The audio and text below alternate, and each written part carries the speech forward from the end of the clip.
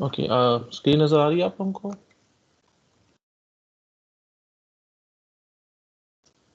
Yes, sir. Okay, let me quickly jump to the topic. बाकी I hope आप लोगों ने जो 2 मैसेजेस मैंने आपके माइक्रोसॉफ्ट टीम्स के जनरल चैनल में लिखे थे, आई होप आप लोगों ने वो मैसेज पढ़ लिए होंगे रिगार्डिंग योर क्विजेस, जो कि इंशाल्लाह कल फ्राइडे को होंगे सुबह। सो आई होप आप लोग मैसेजेस को फॉलो कर रहे होंगे और जो क्विज है उसको सुबह इंशाल्लाह आप लोग अटेम्प्ट भी कर लेंगे। इंशाल्लाह will have 2 quizzes tomorrow morning. सही है, एफएम से होंगे क्विजेस। जी, एफएम से क्विजेस होंगे। चैप्टर नंबर 4 और चैप्टर नंबर 5 में से होगा, यानी कि लास्ट जो हमने दो तीन लेक्चर्स पढ़े हैं उन्हीं में से ही होंगे। It's not that gonna be too much from previous lectures. ठीक है सर। ओके, सो यहाँ तक हमने अपनी डिस्कशन को लास्ट टाइम कंक्लूड किया था। We talked about the indirect generation of FM waves, और इसके अंदर हमने बात की थी कि हम इनडायरेक्ट केस जनरेशन के केस में हम आर्मस्ट्रॉन्ग मेथड को फॉलो करते हैं, और आर्मस्ट्रॉन्ग मेथड में हम नैरो बैंड एफएम या पीएम जनरेटर यूज़ करते हैं, और उसके बाद फ्रीक्वेंसी मल्टीप्लायर्स को यूज़ करके हम एक desired wide band FM signal achieve कर लेते हैं।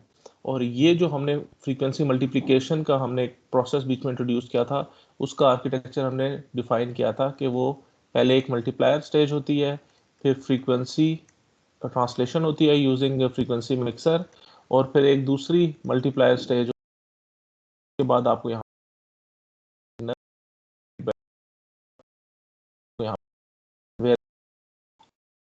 FM signal. और हमने ये आर्किटेक्चर देखा था Armstrong indirect generation of FM signal के केस में, और हमने उसकी एग्जांपल भी देख ली थी। और फिर हमने बाद में जो लेक्चर कंक्लूड किया था, that was based on the distortion in Armstrong indirect FM generator, और हमने देखा था कि हमारे पास जो एम्पलीट्यूड के अंदर डिस्टॉर्शंस आ रही थी, they can be overcome using band pass limiter, लेकिन जो हमारे पास फ्रीक्वेंसी के अंदर जो हमारे पास डिस्टॉर्शन आ रही थी, वी कंक्लूडेड कि वो term it looks something like this, कि आपके पास जो डिजायर्ड इंस्टेंटेनियस फ्रीक्वेंसी है उसके साथ जितनी आ रही हैं, the remaining terms are the distortion in the FM generator in this case. आज हम बात करेंगे the direct generation of FM waves. तो पहले हम indirectly wide band FM waves generate कर रहे थे, आज अभी हम बात करेंगे इनडायरेक्ट डायरेक्ट तरीके से किस तरह हम वो जनरेट कर सकते हैं। तो basically direct generation of FM wave के अंदर बेसिकली आप एक वोल्टेज कंट्रोल ऑसिलेटर यूज करते हैं, जिसे हम वीसीओ भी कहते हैं। You already know what VCO is. VCO का जो मॉड्यूल है ये हम फेज लॉक लूप के अंदर भी देख चुके हैं। बेसिकली वीसीओ क्या होता है कि ये एक डिवाइस है जो कि बेसिकली एक ऑसिलेटर है, ठीक है, और इसको हम कंट्रोल करते हैं एक इनपुट वोल्टेज के साथ। तो जैसे जैसे आपकी इनपुट वोल्टेज चेंज होती है, आपके इस ऑसिलेटर की जो आउटपुट फ्रीक्वेंसी है वो चेंज होना शुरू हो जाती है, depending upon what the input is. और हम अपने फेज लॉक लूप में वीसीओ को यूज करते थे कि जो एरर सिग्नल था हमारा ई ऑफ टी, वो हम फीड करते थे इस वीसीओ को, और उसकी आउटपुट जो थी it starts tracking the incoming signal. यहाँ पे हम जो वोल्टेज कंट्रोल ऑसिलेटर है उसको हम यूज कर सकते हैं जनरेशन ऑफ एफएम वेव। ठीक, वो हम कैसे कर सकते हैं? Let's have a look at it. So in voltage control oscillator the frequency is controlled by an external voltage. वो हमें पता है, ये जो इनपुट वोल्टेज होती है इससे इसकी फ्रीक्वेंसी कंट्रोल हो रही होती है। So the oscillation frequency varies linearly with the control voltage. तो जैसे जैसे आपकी वोल्टेज चेंज हो रही होगी, लीनियरली आपकी फ्रीक्वेंसी भी चेंज हो रही होगी। तो हम क्या कर सकते हैं, that we can generate FM wave by using the modulating signal m of t as the control signal. तो हम इसी वीसीओ को, अगर हम इनपुट के ऊपर हम डायरेक्ट मैसेज सिग्नल दे दें, तो बेसिकली क्या हो रहा है कि हमारे पास वीसीओ जो है वो अपनी फ्रीक्वेंसी चेंज करेगा with respect to the incoming message signal. और यही एफएम जनरेशन के अंदर हो रहा होता है कि for example if this is your message signal, तो जैसे जैसे मैसेज सिग्नल जो है वो वेरी कर रहा है, आपकी जो फ्रीक्वेंसी है that will also be varying with respect to the message signal. तो ये मैसेज सिग्नल की ये जो एम्पलीट्यूड्स वेरी कर रहे हैं, बेसिकली क्या है, this is nothing else but voltages, कि इस पॉइंट पे कितना वोल्ट है, इस पॉइंट पे कितना वोल्ट है। तो ये जो आपके पास मैसेज सिग्नल की जो शेप है, it is representing a different set of voltages जो कि चेंज हो रहे हैं विद रिस्पेक्ट टू। तो अगर आप यही मैसेज सिग्नल डायरेक्टली वीसीओ की इनपुट पे दे दें, तो जो इसकी फ्रीक्वेंसी है, now it will be changing with respect to the message signal. जो हमारे पास आउटपुट पे जो सिग्नल आ रहा होगा वो रिक्वायर्ड एफएम का सिग्नल होगा। That is the general concept of direct generation of FM waves. Okay?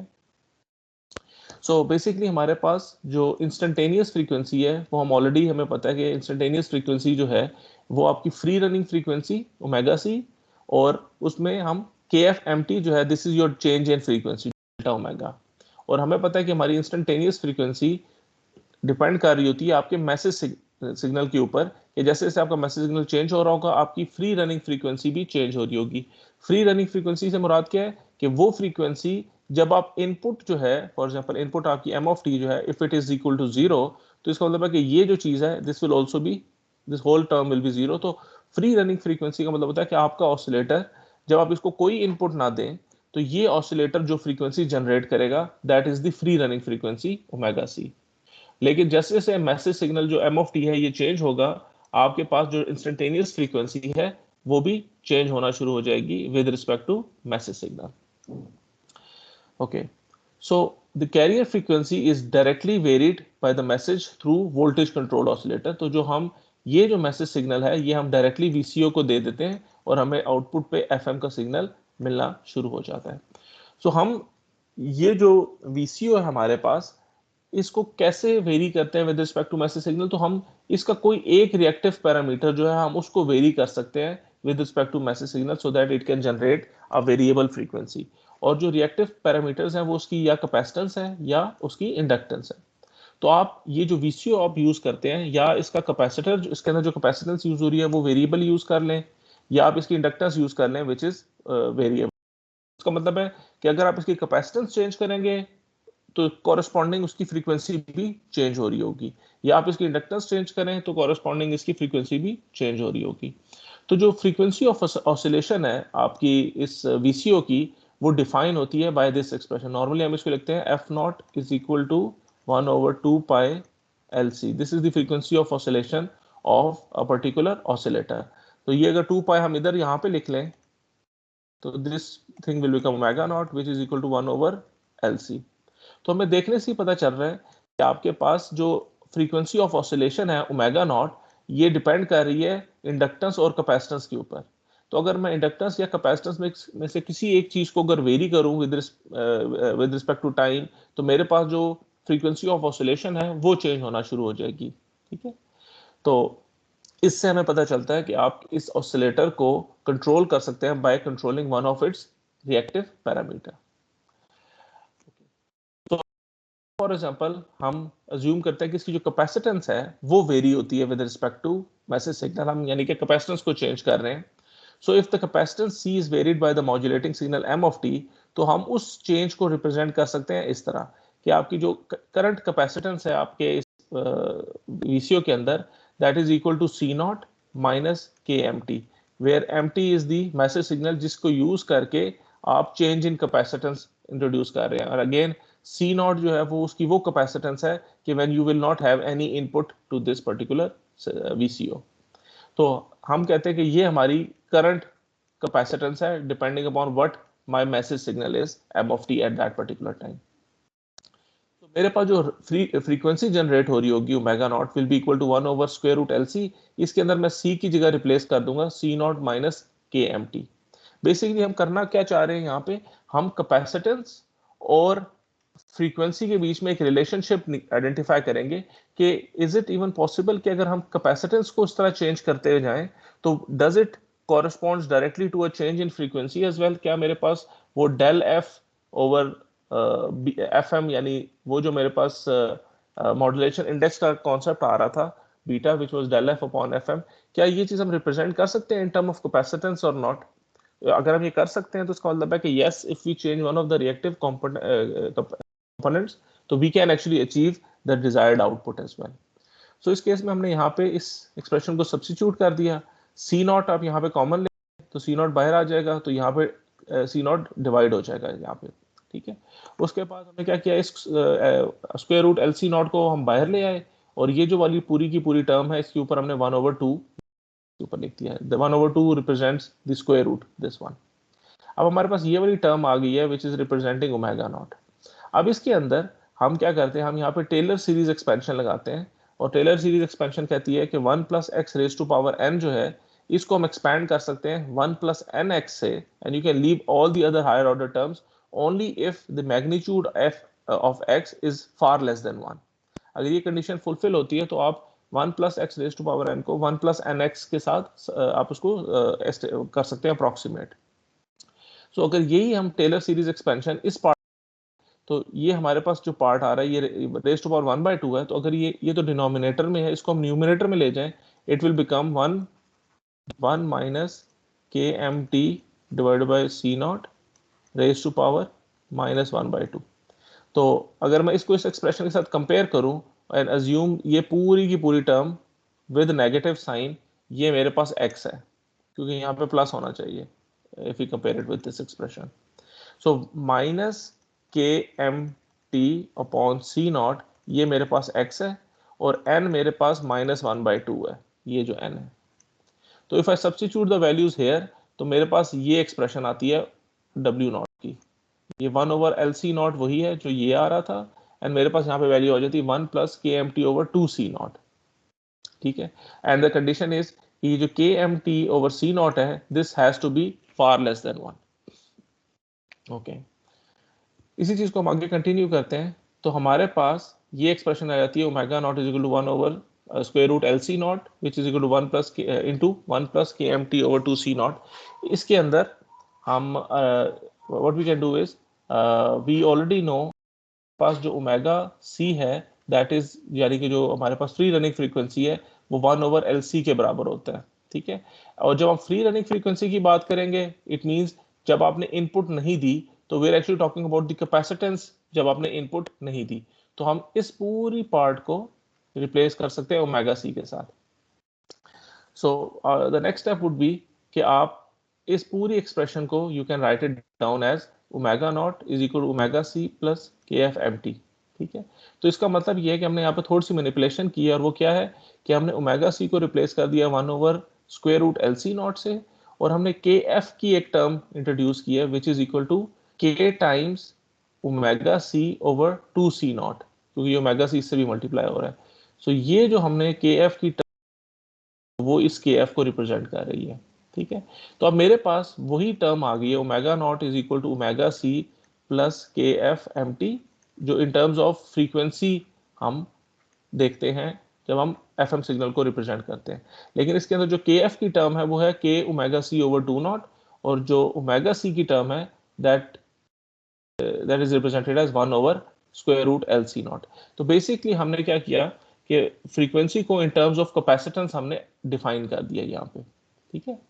सो हमें ये पता है कि C जो है this is equal to C naught minus kmt, तो जो मैक्सिमम कैपेसिटेंस की जो डेविएशन होगी, जो मैक्सिमम डेविएशन है that will depend upon the peak value of the message signal. तो we can write this as कि जो आपकी डेल C है, जो डेल C की वैल्यू है that will be equal to k times mp, ठीक है। यानी कि इस टर्म के अंदर ये C है, this is C not and this is my delta C, ये जो kmt की वैल्यू है। और पीक डेविएशन क्या होगी when m of t will B mp। अब ये kmp की वैल्यू यहाँ पे आ गई। अब k मेरे पास क्या है, if you look at this expression k is equal to 2 times c naught kf divided by omega c, ये वैल्यू k की है यहाँ पे। तो हम ये k की वैल्यू यहाँ से निकाल के हम यहाँ इस k में सब्स्टिट्यूट कर दें तो हमारे पास ये एक्सप्रेशन आ जाएगी डेल c की। सो अब इस डेल c, ये जो c नॉट यहाँ पे न्यूमरेटर में है, let me put it in the denominator, तो मेरे पास यहाँ पे वैल्यू बचेगी 2kf mp over omega c, 2kf mp over omega c, मेरे पास ये एक्सप्रेशन आ गई। एंड सिंस वी नो कि मेरे पास डेल f होता है this is equal to kf mp upon 2 pi, तो ये जो ओमेगा c है we can replace this omega c by 2 pi fc, तो ये kf mp over 2 pi will make del f ये 2 एज इट इज यहाँ आ जाएगा और ये ओमेगा सी जो है वो यहाँ एफ सी को रिप्लेस कर देगा। सो हमने यहाँ पे ये चीज ऑब्जर्व इस सारी मैथमेटिकल एनालिसिस से कि आपके पास जो del F over F C था, it is now controlled by del C upon C naught. तो अगर आप a small change in del C will correspond to a large change in del F, क्योंकि ये 2 times increase हो रहा है। So with this with all of this analysis we can say कि आप same frequency deviation आप achieve कर सकते हैं by varying the inductance of the variable inductor। तो ये del C की जगह del L भी अगर आप यूज करें तो you can still achieve the same frequency deviation जो कि आपको FM जनरेशन के लिए रिक्वायर्ड होती है। सो बेसिकली डायरेक्ट जनरेशन के केस में all you need is a VCO जिसकी कैपेसिटेंस या इंडक्टेंस वेरिएबल हो और आप इसको डायरेक्ट मैसेज सिग्नल इनपुट पे दे के डायरेक्ट FM का सिग्नल आप जनरेट कर लें। So direct FM generation produces sufficient frequency deviation. वो हमें नजर भी आ रहा है कि अगर आप थोड़ा सा भी डेल्टा सी इंट्रोड्यूस करेंगे तो आपके पास डेल एफ जो है वो सफिशिएंटली लार्ज होगा। It means 2 times del f जो है वो आपको अचीव हो जाएगा। इस तरह के जो सिस्टम्स होते हैं जो डायरेक्ट जनरेशन के लिए हम यूज करते हैं, have poor frequency stability and require feedback to stabilize the frequency। तो इस केस में आपके पास आउटपुट आ रही होती है, नॉर्मली उसकी फ्रीक्वेंसी स्टेबिलिटी इतनी अच्छी नहीं होती, तो हमें कुछ किसी किस्म का एक फीडबैक मैकेनिज्म यूज करना पड़ता है जिस तरह हम PLL के केस में यूज करते हैं, so that we can achieve stability in the output frequency. ठीक है, लेकिन इस that is one of the main reason कि आप ये direct generation of FM wave का जो सिस्टम है, you don't use it for broadcast systems. उसके लिए आप वो indirect method of generating FM wave जो कि आर्मस्ट्रॉन्ग मेथड है, हम वो यूज करते हैं and that is used everywhere for FM broadcasting. Okay, before we start the next topic, let me quickly take the attendance.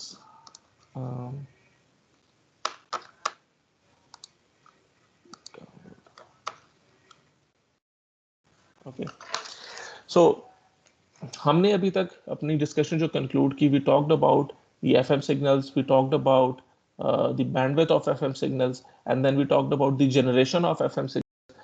उसके अंदर हमने डायरेक्ट मेथड में आर्मस्ट्रॉन्ग मेथड देखा, इनडायरेक्ट मेथड में हमने VCO का मेथड देखा।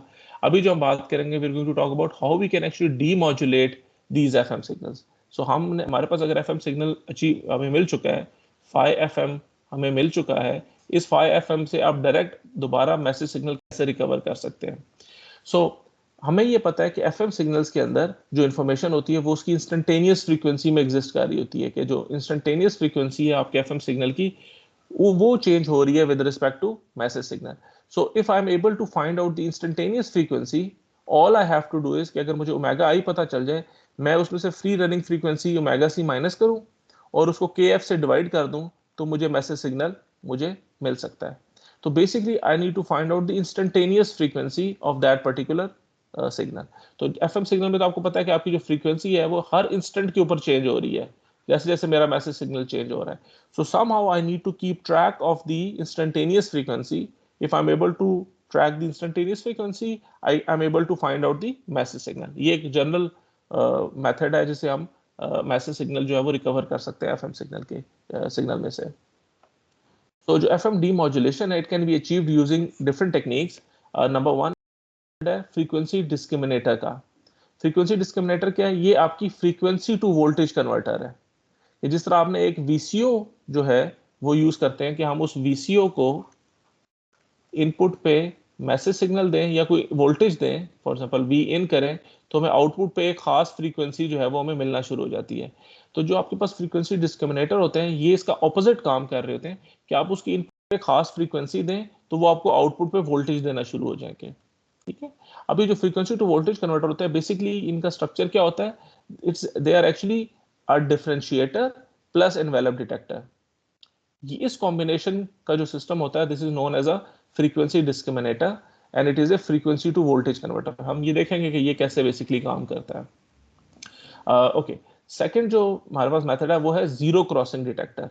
जीरो क्रॉसिंग डिटेक्टर को भी यूज करके आप इंस्टेंटेनियस फ्रीक्वेंसी को फाइंड आउट कर सकते हैं। जिस तरह हमने अभी ऊपर बात की कि असल मकसद हमारा है कि हमने इंस्टेंटेनियस फ्रीक्वेंसी को फाइंड आउट करना है। If we are able to find this, we can easily find omega the message signal, क्योंकि हमें पता है कि ओमेगा सी कांस्टेंट है, KF कांस्टेंट है, So all we need is to find the instantaneous frequency that will give us the message signal. So you can find the instantaneous frequency from the zero crossing detector as well. और ये zero crossing detector क्या है? ये basically एक hard limiter होता है, वही hard limiter जो हमने पहले बैंड पास लिमिटर में देखा था. ये हार्ड लिमिटर होता है और एक डिजिटल फ्रीक्वेंसी काउंटर, इसके कॉम्बिनेशन को जीरो क्रॉसिंग डिटेक्टर कहते हैं. और लास्टली हमारे पास जो एक सिस्टम है वो वही फेज लॉक लूप का है जो हमने PLL देखा था. और ये फेज लॉक लूप क्या करता है? इसके अंदर एक फेज डिटेक्टर है, एक लूप फिल्टर है और एक VCO है. वही जो हमने स्ट्रक्चर देखा था कि आपके पास ये एक लूप फिल्टर है और यहाँ पे एक VCO लगा हुआ है और ये दोबारा. तो this is your phase detector, this is your loop filter and this is your VCO. तो आपके पास यहाँ पे आए तो यहाँ आउटपुट पे आपको मैसेज सिग्नल मिलना शुरू हो जाएगा and we will see how this PLL works. और वैसे भी हमें PLL के जनरल ऑपरेशन का हमें अंदाजा है कि जो फेज लॉक लूप होता है ये आपके सिग्नल के फेज को लॉक करता है. तो locking the phase means you are actually locking the frequency. तो अगर मैं इसकी इनपुट पे इस तरह का सिग्नल दे रहा हूँ, ये FM का जो सिग्नल है, जैसे जैसे इंस्टेंटेनियस फ्रीक्वेंसी मेरी चेंज होती जाएगी, ये जो VCO है उसको ट्रैक करता रहेगा. ठीक है, और हमें पता है कि जो इंस्टेंटेनियस फ्रीक्वेंसी यहाँ पे जनरेट हो रही है वो इस फ्रीक्वेंसी को ट्रैक कर रही है. तो इसका मतलब है ये जो इंस्टेंटेनियस फ्रीक्वेंसी जनरेट हो रही है जिस सिग्नल से, ये सिग्नल वो सिग्नल है जो हमारा डिजायर्ड सिग्नल है. ठीक है, हम यहाँ पे ये चीज डिस्कस करेंगे कि जो एरर सिग्नल हमारे पास जनरेट हो रहा होता है यहाँ पे, that is actually the message signal whenever you are using the PLL as a frequency demodulator. Okay, let's talk about the first one, that is the frequency discriminator. तो हमने बात की थी कि फ्रीक्वेंसी डिस्क्रिमिनेटर बेसिकली क्या है? ये एक डिफरेंशिएटर है और एक इन्वेलप डिटेक्टर है. ठीक है, तो लेट्स सी कि ये कैसे काम करता है. सो हमें पता है इसका स्ट्रक्चर किस तरह का बनेगा कि एक ये डिफरेंशिएटर है, इसको हम d/dt से रिप्रेजेंट कर रहे हैं. ये एक डिफरेंशिएटर है, यानी कि ये उसकी स्लोप फाइंड आउट कर रहा है जो भी सिग्नल हमारे पास आ रहा है. और हमारे पास एक इन्वेलप डिटेक्टर है यहाँ पे. ठीक है, यानी इसका स्ट्रक्चर इस किस्म का होगा कि मैं इसको, ये जो FM सिग्नल है मेरे पास, जब मैं इस FM सिग्नल को इसकी इनपुट पे दूंगा तो इस FM सिग्नल को वो डिफरेंशिएट करके मुझे आउटपुट पे दे देगा. Let me put a dot over here. ठीक है, ये मुझे इसका डेरिवेटिव दे देगा और इस डेरिवेटेड सिग्नल, जो हमारे पास डेरिवेटिव सिग्नल है, इसको हम इनके इन्वेलप डिटेक्टर से गुजारेंगे तो वी विल सी दैट हमें इस तरह का सिग्नल हमें आउटपुट पे मिल रहा है, which is the A times omega C plus KF MT. ठीक है, let's see how it actually works. तो हमारे पास FM का सिग्नल जो है हम उसको कैसे रिप्रेजेंट कर सकते हैं? वी ऑलरेडी नो कि FM का सिग्नल रिप्रेजेंट होता है A cos of omega CT plus KF AT. This whole term we can write it as AT. ये हमारा FM का सिग्नल है. अब मैं क्या कर रहा हूँ, इस FM सिग्नल का जब मैं डेरिवेटिव लेता हूँ तो क्या होगा? जब मैं इसको डिफरेंशिएटर के दूंगा, आउटपुट मेरे पास क्या मिलेगी? जो FM डॉट है that will be the derivative of this whole signal, ये जो हमारे पास गिवन है. जब मैं इसका डेरिवेटिव लूंगा, आई कैन सी कि मेरे पास A कांस्टेंट है, A बाहर आ जाएगा. जो कॉज है, कॉज का डेरिवेटिव क्या होता है? Minus sine, right? आपको, I hope you know these basic derivatives. Cos का डेरिवेटिव क्या होता है? Sir minus sine. जी, माइनस साइन होता है. ठीक है, तो कॉस की जगह यहाँ पे आ जाएगा साइन ऑफ कंप्लीट एंगल. ठीक है, कॉस ऑफ थीटा का डेरिवेटिव जो होता है ये होता है माइनस साइन ऑफ थीटा. और हम अगर यहाँ पे एक प्रॉपर्टी लगाएं, minus sine of theta can be written as sine of theta minus pi. ठीक है, ये आप कोई भी ट्रिग्नोमेट्रिक आइडेंटिटी के को टेबल देखें तो आपको पता चलेगा कि माइनस साइन थीटा जो होता है वो साइन थीटा माइनस पाई के बराबर होता है. तो जब कॉस थीटा का डेरिवेटिव आप लेंगे तो you can write it as sine of this is your whole theta और ये माइनस पाई यहाँ पे आ रहा है. ठीक है, और हमें ये पता है जब हम डेरिवेटिव लेते हैं तो further derivative of the angle वो यहाँ पे मल्टीप्लाई हो जाता है. तो इस पूरे थीटा का जब आप डेरिवेटिव लेंगे तो ओमेगा CT का डेरिवेटिव क्या हो जाएगा? Omega C. तो ये ओमेगा C यहाँ पे आ गया. और ये जो नेक्स्ट पार्ट है इसके अंदर KF कांस्टेंट है, ये KF बाहर आ जाएगा. Integration of the message signal का जब आप डेरिवेटिव लेंगे तो क्या आएगा? Message signal. Message signal. तो ये मैसेज सिग्नल यहाँ पे आ गया. तो ये जो पूरे का पूरा प्रोडक्ट है ये मेरे पास यहाँ पे इसके साथ मल्टीप्लाई कर जाएगा by taking the derivative of the FM signal. तो अब मेरे पास जो सिग्नल आ रहा है, let me clear it up. अब जो मेरे पास डेरिवेटिव ऑफ एफएम सिग्नल है वो आ रहा है a times omega C plus K F M T times sine of this whole theta minus pi. अब अगर हम गौर से इस डेरिवेटिव सिग्नल को देखें तो हम ऑब्जर्व करेंगे कि इस केस में both amplitude and frequency of the signal are modulated. पहले हम एफएम के केस में क्या करते थे कि सिर्फ जो फ्रीक्वेंसी है वो मॉड्यूलेट हो रही है with respect to message signal. Amplitude modulation के केस में क्या होता था कि सिग्नल का जो एम्पलीट्यूड है कैरियर का वो मॉड्यूलेट हो रहा है with respect to message signal. Derivative लेने के बाद हमें नजर आ रहा है कि एम्पलीट्यूड भी मॉड्यूलेट हो रहा है with respect to message signal, here we can see, और फ्रीक्वेंसी भी जो है या फेज जो है वो भी हमारा मॉड्यूलेट हो रहा है with respect to message signal. तो अब मैं चाहूं तो मैं इसकी फ्रीक्वेंसी में से मैसेज सिग्नल को भी रिकवर कर सकता हूं, मैं चाहूं तो इसके एम्पलीट्यूड में से भी मैसेज सिग्नल को रिकवर कर सकता हूं। तो ये जो मेरे पास सिग्नल है इसको अगर मैं फ्रीक्वेंसी डोमेन इसके अगर मैं सिग्नल को प्लॉट करूं तो मेरे पास जो सिग्नल आएगा उसकी shape it would be something like this, कि ना सिर्फ इस सिग्नल की फ्रीक्वेंसी चेंज हो रही है with respect to message signal but इसका एम्पलीट्यूड भी चेंज हो रहा है with respect to message signal, here we can see that as well. और हमें पता है कि अगर मेरे पास एम्पलीट्यूड वेरी हो रहा है with respect to message signal, all I need is to use an envelope detector that will actually give me the envelope of this particular signal, which is nothing else but a plus omega c plus kf mt। ये मेरे पास signal output पे मिल जाएगा if I pass this signal through an envelope detector। मुझे इसी से concern नहीं है कि अंदर जो सिग्नल है इसकी क्या फ्रीक्वेंसी है, I am only interested in the envelope of this particular signal। ठीक है, तो by passing it through the envelope detector मेरे पास जो सिग्नल आएगा वो होगा a times omega c plus a time kf mt। Now if I closely look at it, a भी कांस्टेंट है, ओमेगा c भी कांस्टेंट है, तो this whole term is a constant value. ठीक है, और हमें पता है जो कांस्टेंट वैल्यू होती है नॉर्मली एक डीसी कंपोनेंट होता है, तो इस डीसी कंपोनेंट को हम इजीली एक हाई पास फिल्टर लगा के हम रिमूव कर सकते हैं।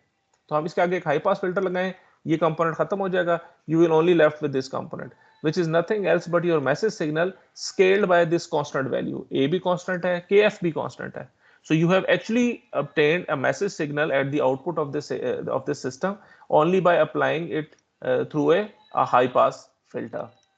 ठीक है, so इस फ्रीक्वेंसी डिस्क्रिमिनेटर के अंदर जो एनवेलप हमारे पास आ रहा है ये आ रहा है basically a is equal to omega c plus K F M T, ये उसका एनवेलप है।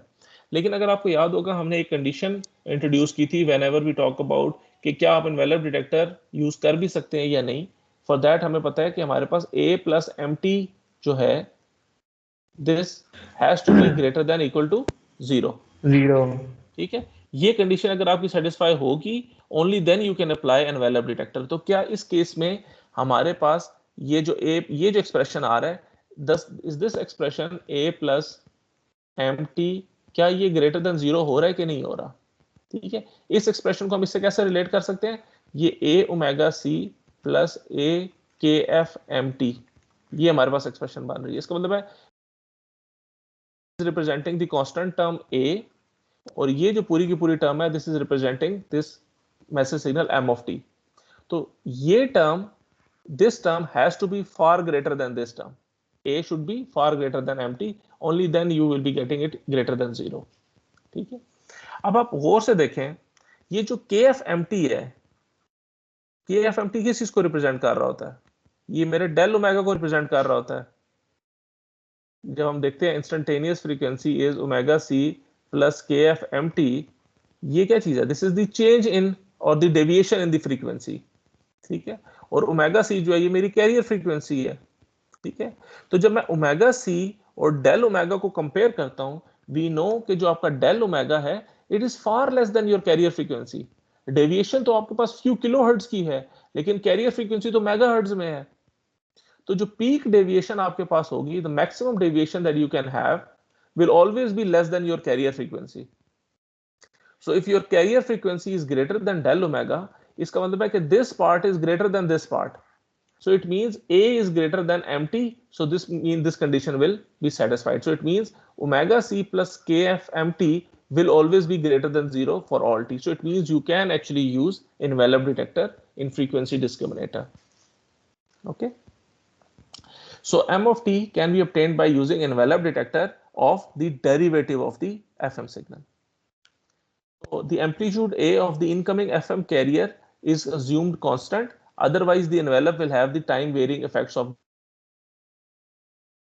के अंदर ये चीज है कि आपके पास जो एफएम सिग्नल आपको शुरू में मिल रहा है जिसका आपने डेरिवेटिव लिया है उसका जो एम्पलीट्यूड है it has to be constant. ये जो आपके पास यहाँ पे जो एफएम सिग्नल आ रहा है उसका एम्पलीट्यूड कांस्टेंट होना चाहिए, ठीक है। लेकिन अगर ये एम्पलीट्यूड कांस्टेंट नहीं होगा, if it is a time varying function a of t, तो ऑब्वियसली इसका अगर ये वाला फंक्शन ए ऑफ टी होगा तो इसका मतलब है कि इसका इफेक्ट आपको इसके एनवेलप में भी नजर आ रहा होगा, तो you won't be able to use this system quite efficiently. तो इस चीज को ओवरकम करने के लिए हम क्या कर सकते हैं?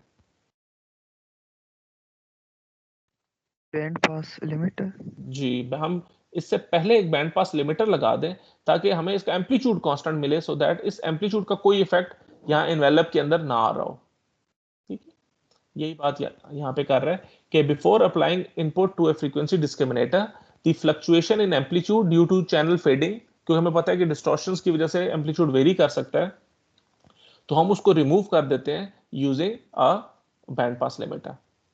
So the answer is band pass limiter, okay. दूसरा जो हमारे पास मेथड है that is the zero crossing detector. Zero crossing detector क्या है? ये हमें पता है कि हम बेसिकली एक हार्ड लिमिटर यूज करते हैं और हम एक फ्रीक्वेंसी काउंटर जो है या डिजिटल फ्रीक्वेंसी काउंटर जो है उसको हम यूज कर रहे हैं, ठीक है। तो बेसिकली ये कैसे काम करता है? हमें पता है कि जो हार्ड लिमिटर है वो क्या कर रहा है कि जो भी मेरे पास इनकमिंग सिग्नल आ रहा है उसको एक खास वैल्यू 1 या 0 से रिप्रेजेंट कर रहा है, but it always preserves the zero crossing. जिस पॉइंट पे आपकी इंस्टेंटेनियस फ्रीक्वेंसी चेंज हो रही है उसी इंस्टेंट पे आपका जो हार्ड लिमिटर की आउटपुट है वो भी उस चीज को मेंटेन कर रही होगी। So a zero crossing detector can be used due to the advances in digital integrated circuits. आप एक डिजिटल फ्रीक्वेंसी काउंटर यूज कर सकते हैं इसके साथ। So the first step is used N amplitude limiter, जिसको हम हार्ड लिमिटर भी कहते हैं, to generate rectangular pulse. So the resulting rectangular pulse train of varying width can then be applied to trigger a digital counter. तो मेरे पास वो जो एक इस तरह की स्क्वायर पल्स आ रही थी और इसकी जीरो क्रॉसिंग्स मेंटेन हो रही हैं, जब मैं इस सिग्नल को एक डिजिटल फ्रीक्वेंसी काउंटर को दूंगा, फॉर एग्जांपल वो काउंटर ट्रिगर हो रहा है एक एज के ऊपर, तो जिस रेट के साथ आपके पास ये एजेस आ रहे होंगे वो उस फ्रीक्वेंसी काउंटर को ट्रिगर करेगा। तो आपके पास जो फ्रीक्वेंसी काउंटर है वो आपको इंस्टेंटेनियस फ्रीक्वेंसी प्रोवाइड कर रहा है by looking at the number of zero crossings. अगर आप नंबर ऑफ जीरो क्रॉसिंग्स बढ़ेंगी तो आपका फ्रीक्वेंसी काउंटर जो है वो आपको एक हायर फ्रीक्वेंसी आउटपुट पे देगा। लेकिन अगर आपके पास फ्रीक्वेंसी लो है तो उस केस में जो इंस्टेंटेनियस फ्रीक्वेंसी है वो आपको कम मिलेगी, क्योंकि आपके पास जीरो क्रॉसिंग्स कम हो रही हैं उस टाइम के अंदर। सो जो डिजिटल काउंटर्स होते हैं, let me clear this. So जो digital counters हैं are frequency counters designed to measure the instantaneous frequency from the number of zero crossings. इस केस में आप जो रेट है जीरो क्रॉसिंग का, किस रेट से जीरो क्रॉसिंग्स हो रही हैं, that will be equal to the instantaneous frequency of the input signal. So once you know the instantaneous frequency, from that you can find your message signal, because we know कि message signal जो है you can find by subtracting the carrier frequency from the instantaneous frequency divided by kf, तो आपको message signal उस instant के ऊपर मिल जाएगा। So basically this omega E is omega I of T, यानी आप इंस्टेंटेनियस फ्रीक्वेंसी फाइंड आउट कर लें using the digital frequency counter, उसमें से ये कांस्टेंट वैल्यू माइनस कर दें और डिवाइड कर दें kf से, तो आपको उस इंस्टेंट का मैसेज सिग्नल मिल जाएगा, ठीक है। So this is the second way of doing demodulation of FM signal using zero crossing detector. जो लास्ट मेथड है हमारे पास that is the phase lock loop method, और ये फेज लॉक लूप का मेथड तकरीबन, क्योंकि इसका ऑपरेशन आपको ऑलरेडी पता है, वी विल जस्ट सी कि how that error signal that is being generated at the output, this would correspond to the message signal. So let's have a look at that. हमें पता है कि जो phase lock loop होता है उसके अंदर एक फेज कंपैरेटर है, एक लो पास फिल्टर है और एक वीसीओ है, और यहाँ पे मेरे पास आउटपुट आ रही होती है। तो इन दिस केस जब हम पीएलएल को यूज कर रहे हैं एज ए फ्रीक्वेंसी डीमॉड्यूलेटर, तो मेरे पास इनपुट सिग्नल एफएम का यहाँ पे आएगा इनपुट पे, बाकी इसका पूरा डिजाइन उसी तरह ही है, लेकिन आउटपुट पे मुझे एक डीमॉड्यूलेटेड आउटपुट मिलेगी which is my M of T. ठीक है, सो हमें पता है कि जो PLL है ये एक close loop feedback control circuit है where the feedback action will derive the time varying phase of the VCO। तो ये जो आपके पास फीडबैक आ रहा है ये आपके इस VCO को ड्राइव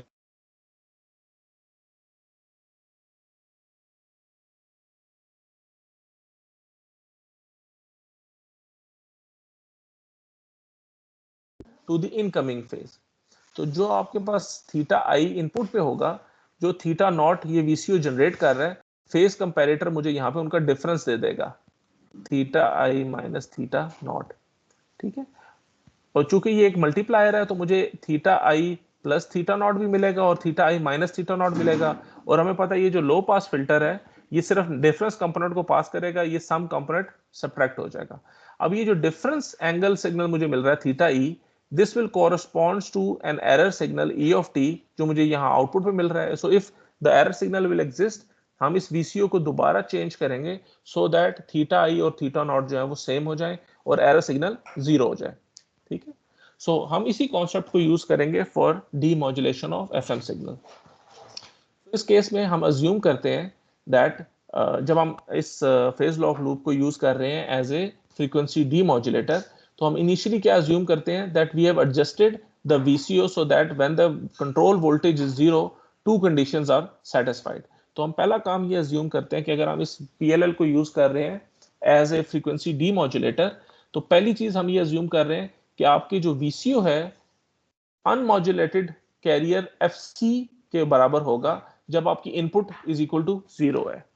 इसका मतलब ये कि इनिशियली ये जो VCO जो है, जो free running frequency omega C generate करेगा, ये वो फ्रीक्वेंसी है जिस पे आपका इनकमिंग FM सिग्नल मॉड्यूलेट हुआ हुआ है। यानी कि जो हमारी कैरियर फ्रीक्वेंसी है, जो भी फॉर एग्जांपल अगर आप FM 100 को आप डीमॉड्यूलेट करना चाह रहे हैं तो FM 100 जो है वो 100 मेगाहर्ट्ज के ऊपर ट्रांसमिट हो रहा है। तो जो ओमेगा C है वो 100 मेगाहर्ट्ज है और फिर जो आपकी इंफॉर्मेशन है वो एम्बेड हुई हुई है कि ये जो 100 मेगाहर्ट्ज है इसके अंदर कितनी डेल्टा ओमेगा ऐड हुई है। This delta omega corresponds to the message जो आप इस पे ट्रांसमिट कर रहे हैं। तो ये जो आपकी फ्री रनिंग फ्रीक्वेंसी है, हम इनिशियली ये अज्यूम करते हैं कि आपका जो VCO है उसकी फ्री रनिंग फ्रीक्वेंसी वही कैरियर फ्रीक्वेंसी होगी जो आप ट्रांसमिशन के लिए यूज कर रहे हैं। यानी कि whenever there is no input to this VCO, ये जो फ्रीक्वेंसी जनरेट करेगा वो 100 मेगाहर्ट्ज की होगी if we talking about this case. Second जो हम अज्यूम कर रहे हैं वो ये कि जो आपका VCO की आउटपुट है उसके अंदर 90 डिग्री का फेज शिफ्ट है with respect to the unmodulated carrier wave. यानी कि जिस तरह हमने यहाँ पे बात की थी कि आपके पास इनकमिंग सिग्नल अगर साइन है तो हम अज्यूम कर रहे हैं कि हमारा VCO जो सिग्नल जनरेट कर रहा है वो एक कॉज का सिग्नल है, यानी इन दोनों के बीच में 90 डिग्री का फेज शिफ्ट है।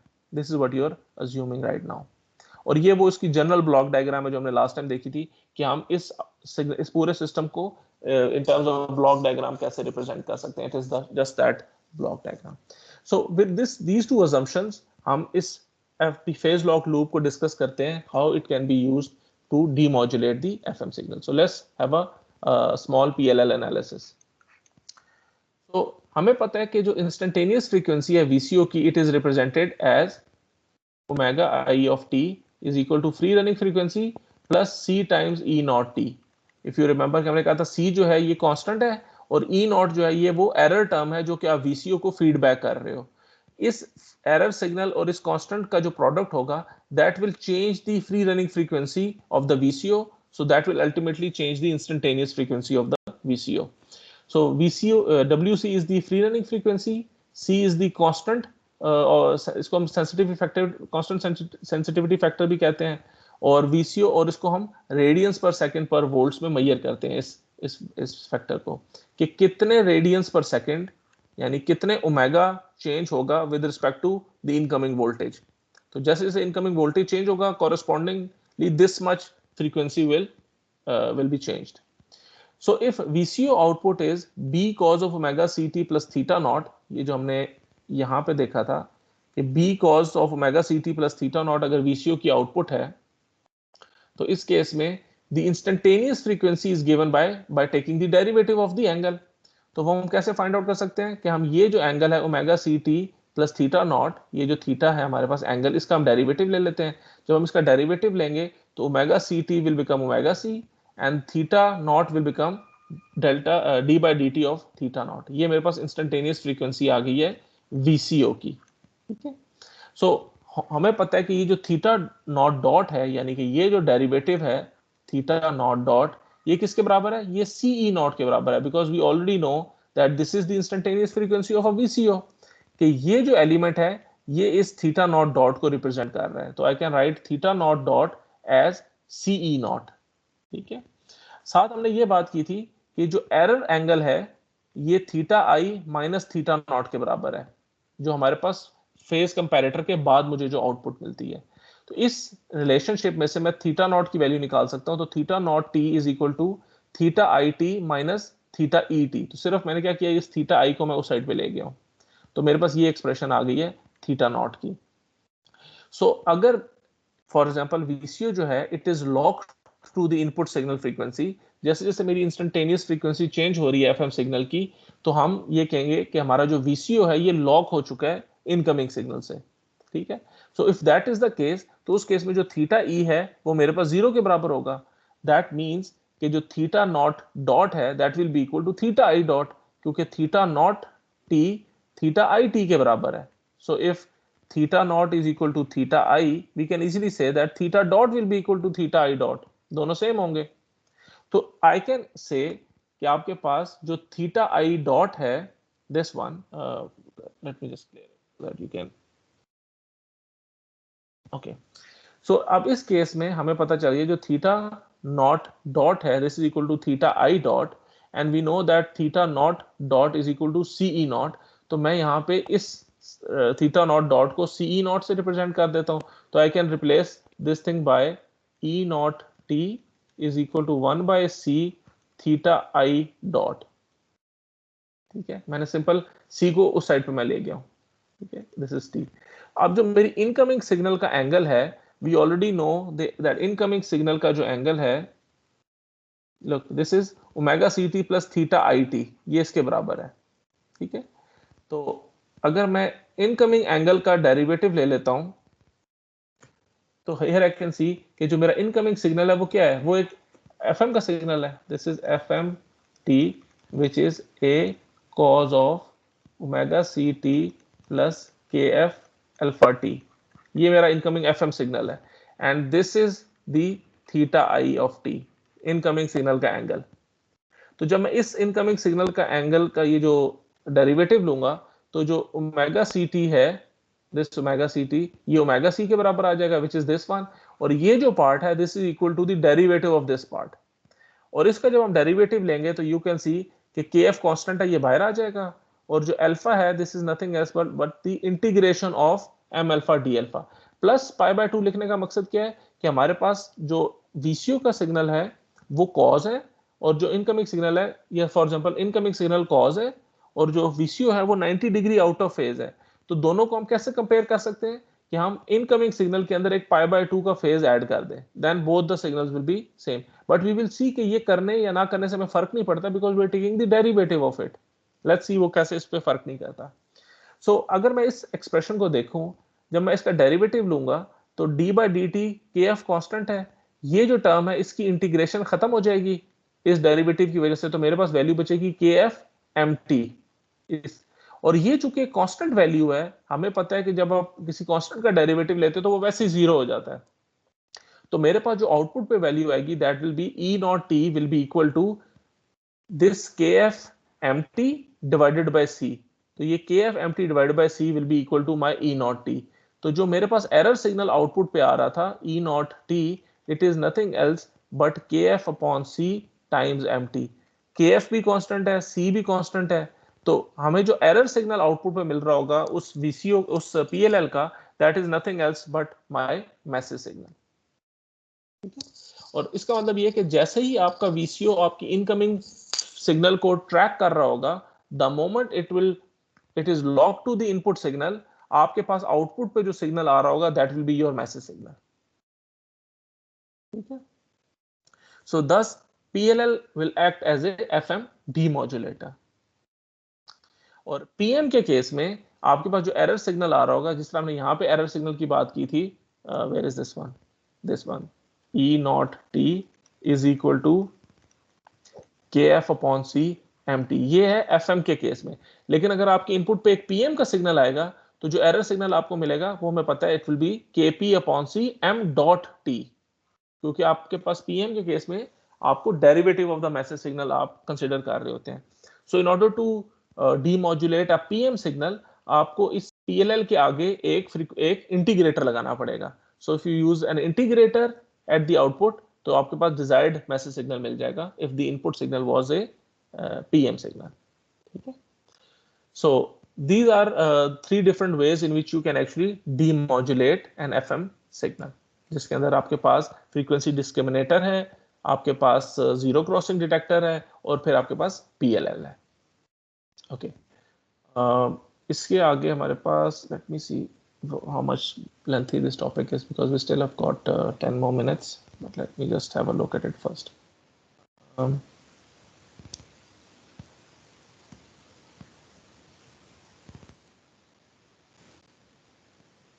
ओके, हाँ ये it's not that big of a topic, ये हम चीज़ें पहले डिस्कस कर चुके हैं, so we can easily cover this part in next 5 minutes or so.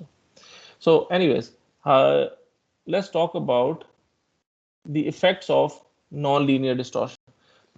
इससे पहले आपको याद होगा जब हमने एएम सिग्नल की बात की थी तो हमने वहां पे देखा था कि एएम सिग्नल जो हैं वो लीनियर और नॉन लीनियर डिस्टॉर्शंस दोनों से इफेक्ट होते हैं। इफ यू रिमेंबर, हमने कहा था जो एएम सिग्नल है लीनियर डिस्टॉर्शन की वजह से टाइम डिस्पर्शन आपके पास अकर करती है लीनियर डिस्टॉर्शन की वजह से, और नॉन लीनियर डिस्टॉर्शन की वजह से फ्रीक्वेंसी में जो सिग्नल है वो डिस्पर्स कर जाता है। ठीक है, अभी हम बात करेंगे कि ये जो नॉन लीनियर डिस्टॉर्शन है ये एफएम सिग्नल या एंगल मॉड्यूलेटेड सिग्नल्स के केस में ये किस तरह सिस्टम इफेक्ट करता है, और यह करता भी है या नहीं करता, that's the point. So non linear distortion in am not only cause unwanted modulation with carrier frequencies n omega c but also causes distortion in the desired signal। ये वही बात है कि आपके पास नई frequency components जो unwanted modulations अकर करना शुरू हो जाती है तो n omega c carriers के ऊपर आपके पास सिग्नल जनरेट होना शुरू हो जाता है, तो it means new frequencies are now being generated in case of AM signal।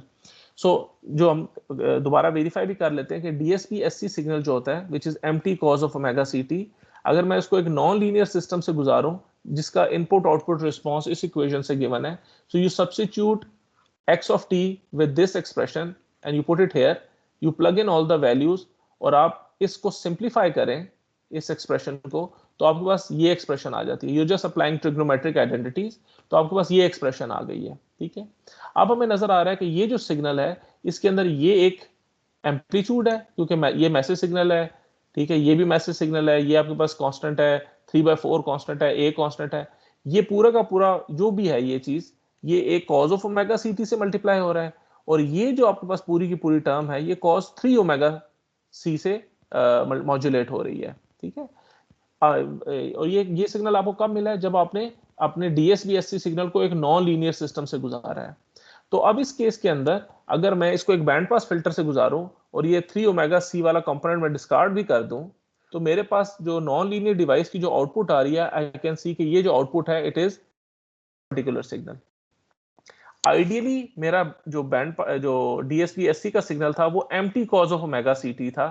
Non linear device से गुजारने के बाद ये टर्म मेरे पास एडिशनल आ गई है इसके अंदर। अगर ये टर्म ना हो तो मेरे सिग्नल के अंदर कोई डिस्टॉर्शन नहीं है, I am still having a times empty cos of omega ct, a is just a constant value, so I'm still having empty cos of omega ct अगर ये टर्म बीच में ना हो। लेकिन नॉन लीनियर डिवाइस यूज करने की वजह से मेरे पास ये एक कंपोनेंट बीच में आ गया है, एंड आई कैन सी कि इस कंपोनेंट के अंदर जो है m की वैल्यू क्यूब है, तो m क्यूब का मतलब क्या है कि इसकी बैंडविड्थ 3 टाइम्स बढ़ गई है। तो this is the dispersion in frequency जो कि हम ऑब्जर्व करते हैं नॉन लीनियर डिस्टॉर्शन के केस में। ठीक है, तो ये जो डिस्टॉर्शन टर्म है 3b/4 m cube t it represents it is presented along with the desired message signal and this is the non-linear distortion जो कि आपके पास AM के सिग्नल के बीच के अंदर एग्जिस्ट करती है। अब इसी चीज को अगर हम FM के सिग्नल के केस में देखें या एंगल मॉड्यूलेटेड के केस में हम देखें जिसका कांस्टेंट एम्पलीट्यूड है, उस केस में अगर हम देखें तो वी विल सी कि it is less susceptible to non linearities. Non linearities का इफेक्ट आपके एंगल मॉड्यूलेटेड वेवफॉर्म्स के ऊपर नहीं होता या कम होता है। मिसाल देते हैं कि हम एक नॉन लीनियर सिस्टम लेते हैं जिसको हम एक एक जनरल एक्सप्रेशन से रिप्रेजेंट कर देते हैं. This expression represents a non linear device.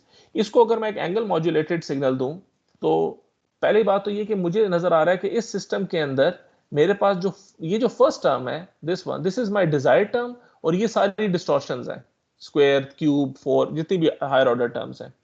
तो first term is the desired term और बाकी जितनी है वो अनवांटेड नॉन लीनियर डिस्टॉर्शंस हैं.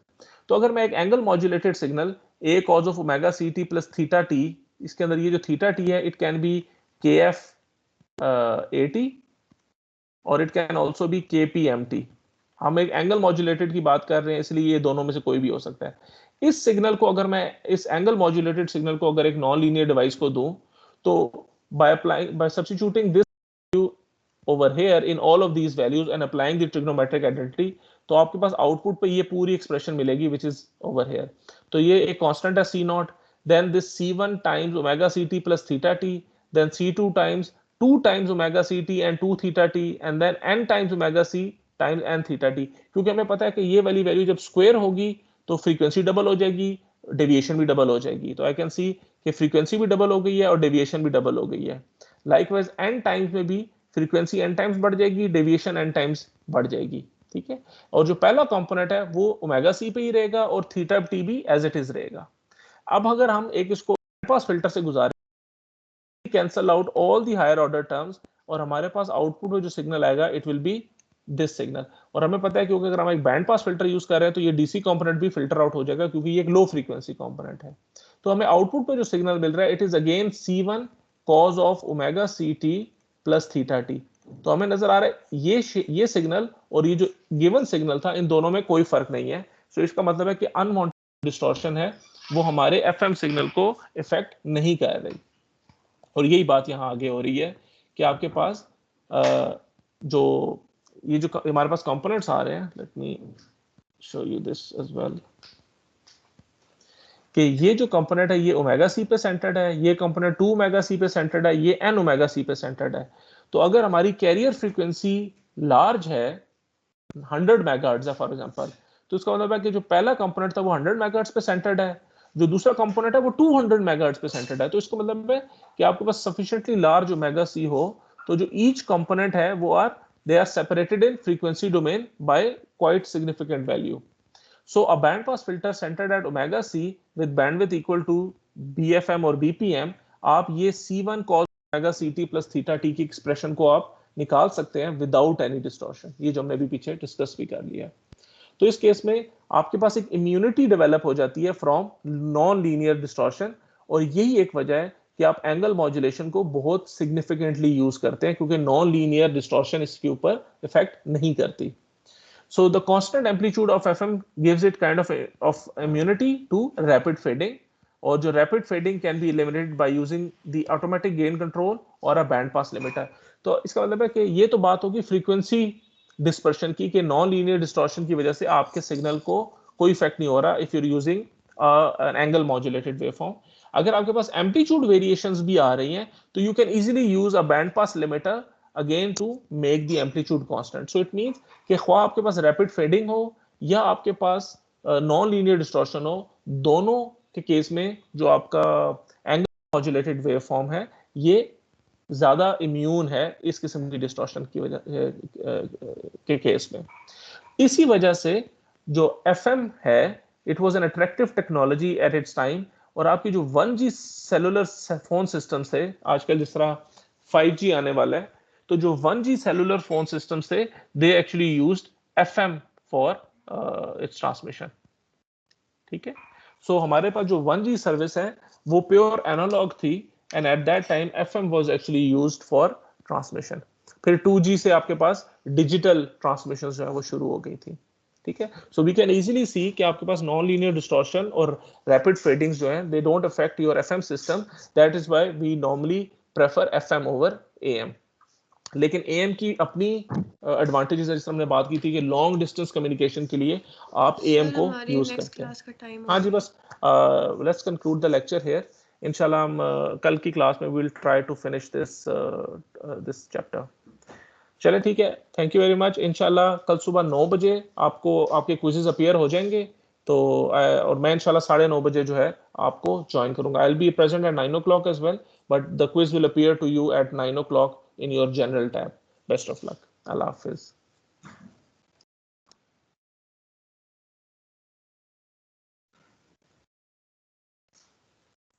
अल्लाह हाफिज़ सर.